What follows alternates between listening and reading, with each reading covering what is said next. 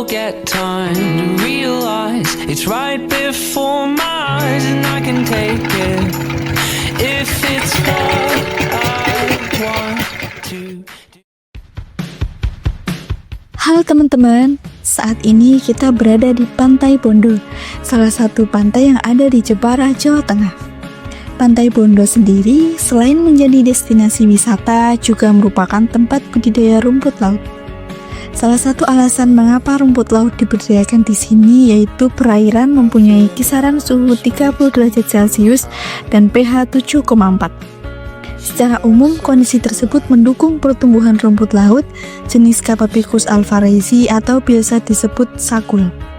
Pada tahap awal dilakukan pemilihan bibit yang baik, yaitu memiliki batang yang kokoh, tidak berlendir, serta berwarna hijau coklat segar, serta bebas lumut. Bibit kemudian diikat pada tali ris sepanjang 50 meter dengan jarak tiap ikatan 25 cm. Satu ikatan dapat menampung 100 hingga 200 gram bibit. Jarak antara rumput laut dari sini ke sini itu 25 cm. Nah, untuk beratnya sendiri itu 2 on. Kenapa harus 2 on? Untuk pertumbuhannya biar maksimal. Setelah bibit diikat, tali ris kemudian dibentangkan di laut dengan pemasangan pelampung untuk menjaga rumput laut berada di kedalaman 20-30 cm. Pemeliharaan dilakukan dengan pembersihan pada tali ris apabila terdapat gulma.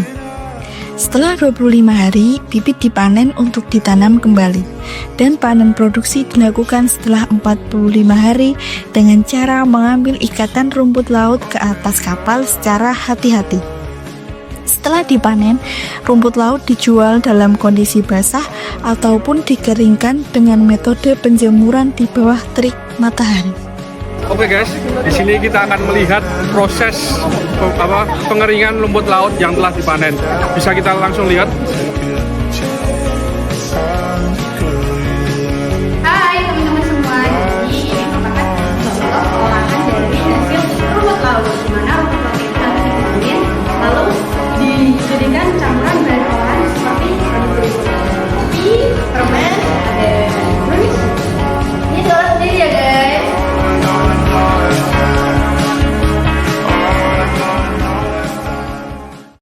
Halo teman-teman semua, jadi kita ini lagi ada di lokasi kedua di MSTP Undip Jepara. Yuk ikutin keseruannya.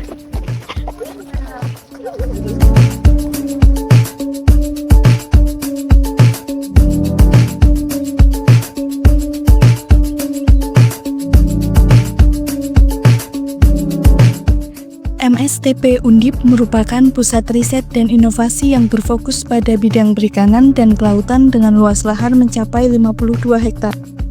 Komoditas yang diteliti dalam budidaya yaitu udang faname.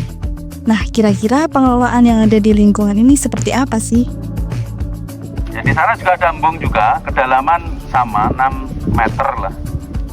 MSTP Undip menggunakan sumber air payau dari embung khusus di kawasan pantai. Sebelum digunakan, air akan dialirkan ke kolam pengendapan untuk memisahkan partikel padat dan kotoran yang terbawa oleh air laut. Selanjutnya, dilakukan treatment menggunakan kaporit selama 5 jam untuk menghilangkan parasit dan patogen yang dapat mengganggu kesehatan komoditas, khususnya udang faname.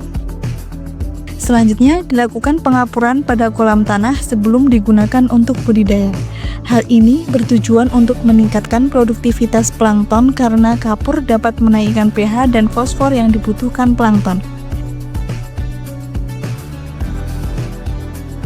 Kolam pembesaran udang memiliki kisaran suhu 27 derajat Celcius, pH 7,5, salinitas 27 ppt, dan DO 5,6 mg per liter. Tentunya kondisi tersebut berada di kisaran optimum untuk perkembangan udang faname sesuai SNI. Salah satu cara yang dilakukan pihak MSTP dalam menjaga kesesuaian kualitas air yaitu dengan penggunaan kincir pada tambak supaya ketersediaan oksigen yang diperlukan selalu sesuai. MSTP juga menerapkan biosecurity dengan pemasangan pagar di sekitar tambak untuk mencegah masuknya hama darat, melindungi tambak dari kerusakan, serta menjaga stabilitas lingkungan tambak. Selain pemasangan pagar, MSTP juga membatasi aksesibilitas khususnya pada area kolam pembenihan untuk mencegah bakteri atau virus dari luar terbawa masuk ke area tersebut. Kegiatan budidaya tidak terlepas dari serangan penyakit, terutama bakteri seperti Vibrio dan WSSP. Berdasarkan hasil wawancara, pihak MSTP melakukan pencegahan dengan pergantian air secara rutin dan monitoring secara berkala, serta melakukan panen parsial apabila terjadi serangan penyakit untuk mencegah kerugian lebih luas lagi.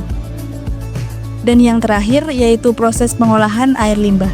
Biasanya air akan diendapkan di sebuah kolam dan dilakukan pergantian air rutin sebanyak 10-30% supaya air dapat digunakan kembali.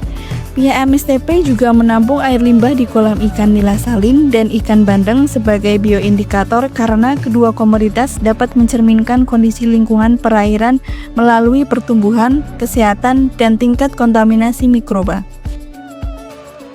Selain untuk budidaya, MSTP Undip juga melakukan proses desalinasi untuk mengubah air payau menjadi air siap minum. Melalui beberapa tahapan yaitu sand filter, carbon filter, microfiltration, reverse osmosis, dan UV sterilizer.